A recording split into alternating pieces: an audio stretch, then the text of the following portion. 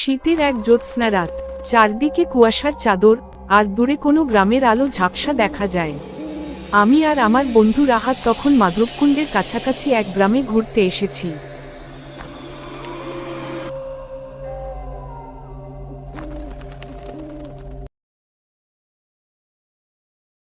ছোট্ট এক কুটিরে রাত কাটানোর ব্যবস্থা হয়েছিল।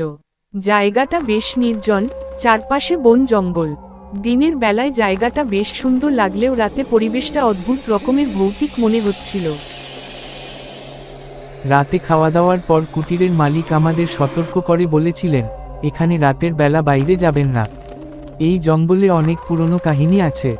আমরা হেসে উড়িয়ে দিলাম কথাটা।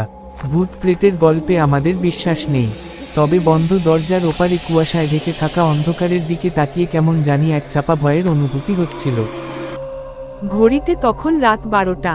রাহাত বলল, চল একটু বাইরে ঘুরে আসি, এভাবে বসে থাকার কোনো মানে হয় না। আমি প্রথমে কিছুটা ইতস্তত করলেও শেষে রাজি হলাম।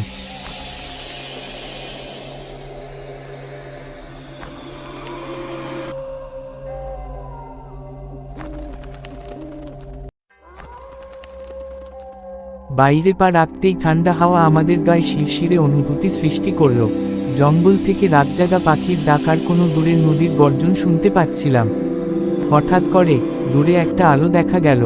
আলোটা নড়ছিল, যেন কেউ লণ্ঠন হাতে নিয়ে হাঁটছে।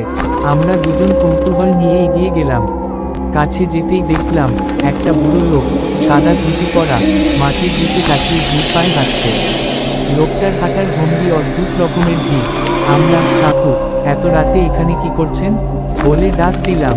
লোকটা কোনো উত্তর দিল না, শুধু হাত দিয়ে ইশারা করলো, যেন আমাদের অনুসরণ করতে বলছে।